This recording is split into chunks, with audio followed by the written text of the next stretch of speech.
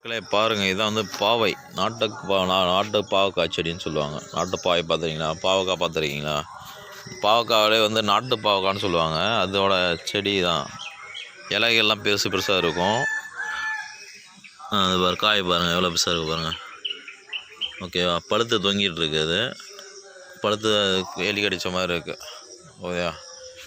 அதெல்லாம் வந்து இப்படியா இருக்கும். பாவை செடின்றது இதுதான். பாவை செடி நடுவில் வந்து சில காளைகள்லாம் முளைச்சிருக்கும். மணத்தக்காளி செடி, இது வந்து மணத்தக்காளி. இதுக்கு பாருங்க, மணத்தக்காளி செடி. இது இந்த மணத்தக்காளி செடி. இது வந்து புளியங்காய் மரம் நினைக்கிறேன். புளியங்காய் செடி தான் நினைக்கிறேன். ஆமாம், புளியங்காய் செடி தெரியுதா? இது மணத்தக்காளி செடி. எல்லாமே கலை பயிராக இருக்கும். ஏன்னா ஒரே பயிராக முளைக்காது, அப்படியே கலந்து தான் முளைக்கும்.